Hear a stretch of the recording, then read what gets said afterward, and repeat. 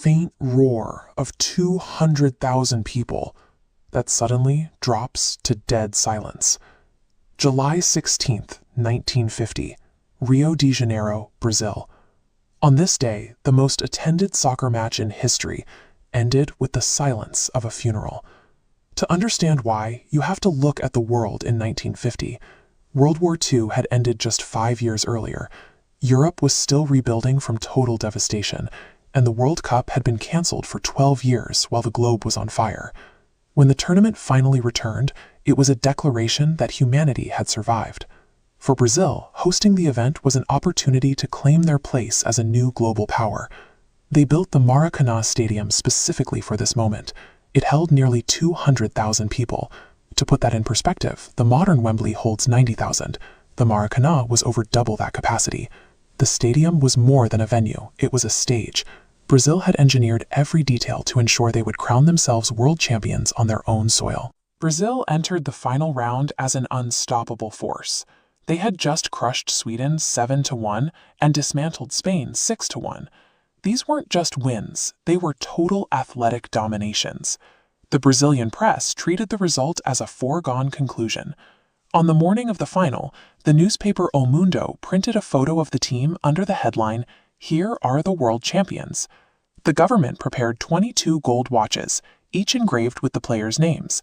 Fireworks were positioned around the stadium. All the team needed was a draw to take the trophy, and they stood for the anthem in these white jerseys, confident that history was already written. In the minds of the 200,000 fans in the stands, victory wasn't a possibility to be hoped for. It was an absolute fact that simply hadn't happened yet.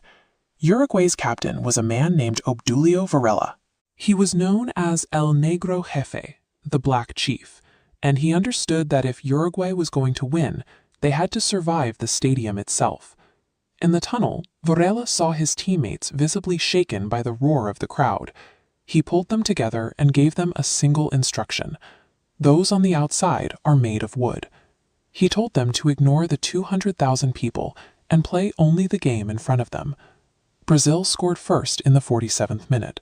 The Maracanã erupted with a noise so loud it was described as incomprehensible. At that moment, Uruguay was effectively dead. Varela responded with a calculated move. He slowly picked up the ball and spent several minutes arguing a non-existent offside call with the referee. He wasn't trying to change the goal. He was waiting for the screaming crowd to run out of breath. The delay worked. By the time play resumed, the frenetic energy in the stadium had cooled. Varela had manufactured a moment of calm, allowing his team to settle back into their rhythm. Uruguay equalized in the 66th minute. Then, with 11 minutes left, 23-year-old Alcides Gigia broke down the right wing. Gigia fired a low, unexpected shot that slipped past the Brazilian goalkeeper. Uruguay took the lead, 2-1. There are no recordings of the noise after that goal, because there was no noise. 200,000 people fell into a state of paralyzed shock. The medical fallout was immediate. 169 people inside the stadium required treatment for hysteria and fits. According to reports, at least 3 people died from the shock while listening to the match. FIFA President Jules Rimet was so disoriented by the silence that he walked onto the pitch and handed the trophy to Varela without a single word. There were no speeches and no music. The game didn't just end in a loss, it triggered a period of national mourning that would last for years. Brazil needed a way to process the trauma, and they found a scapegoat in their goalkeeper, Moacir Barbosa. The public ignored his world-class performance throughout the rest of the tournament. They blamed him entirely for the final goal, effectively turning one of the best goalkeepers in the world into a national villain. The stigma never left him. 20 years later, Barbosa was at a supermarket when a mother pointed at him and told her child, "There is the man who made all of Brazil cry." Even at age 73, he was banned from visiting the national team because the management feared his presence would bring bad luck. He lived the rest of his life in the shadow of those 90 minutes. Before he died in 2000, Barbosa noted that while the maximum prison sentence in Brazil was 30 years, he had been serving a sentence for a goal he didn't even score for 50. The country's second reaction was to strip themselves of their identity. They decided the white jerseys were cursed and unpatriotic, and they vowed never to wear them again.